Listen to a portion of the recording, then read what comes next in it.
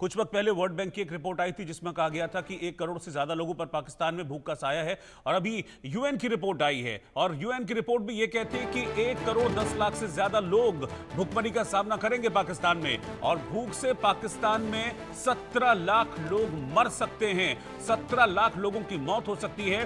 कुल पाकिस्तान के 68 जिले हैं जहां पर भूखमरी जैसे हालात हैं। तो आप ये सोचिए कि ये वो पाकिस्तान है जहां पर लोगों का जान जाने का खतरा है। ये डॉक्यूमेंटेड डेटा ये कह रहा है कि 17 लाख लोग मर सकते हैं भूखमरी से, लेकिन कोई फर्क किसी को नहीं पड़ रहा है।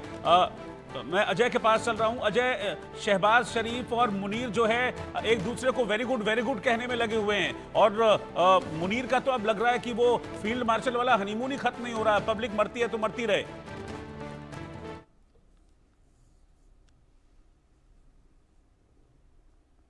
रोहित, देखें, इतिहास बताता है कि पाकिस्तान में जितने भी जनरल रहे, जितने भी प्रधानमंत्री रहे, मंत्री रहे, ये जब सत्ता में आए इन्होंने सिर्फ करप्शन की। और इसी वजह से अब देखें तो आसिफ मुनीर अब बेशक मार्शल बन गए हैं, मगर उसके बाद भी वहां पर सबसे ज्यादा जो उनके लिए दिक्कत रहेगी वो यही रहेगी कि उनको जो पैसा कमा चुके हैं, जो जानकारियां हैं, करोड़ों रुपए के घपला जो है वो आसिफ मुनीर अपने टेन्योर में कर चुके हैं। और ये सिलसिला रुका नहीं है।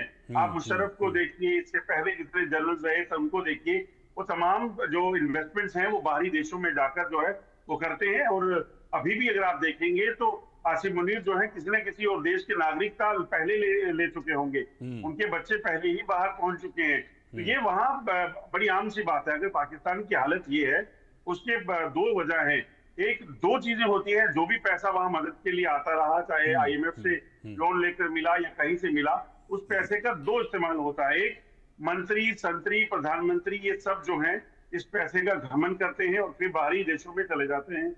दूसरा, ज्यादातर पैसा इनका जो है वो लगता है हथियारों की जो आतंकी गतिविधियों को चलाने के लिए किया जाता है। यही वजह है कि आज पाकिस्तान के लगातार जो खराब सिलसिला खराब है वो हो रहा है। अब देखिए तो जिस तरीके से टीटीपी ने इनका हाल खैबर पख्तूनख्वा में किया है, बलोचिस्तान में बीएलए ने किया है, अब सिंध में लोग जो है वो इतने बाहर निकले हैं और लगातार प्रदर्शन जो चल रहा है, ये तमाम चीजें तभी हो पा रही हैं क्योंकि वहां के लोगों की सुध नहीं ली जाती। क्योंकि और लोगों को सुनने का मतलब है लोगों के लिए पैसा खर्च करना। अभी तक पाकिस्तान जो जुड़ा हुआ था या पाकिस्तान अभी तक जो चल रहा है वो सिर्फ और सिर्फ जिहाद के नाम पर, इस्लाम के नाम पर, मजहब के नाम पर लोगों को एकजुट किया जाता है।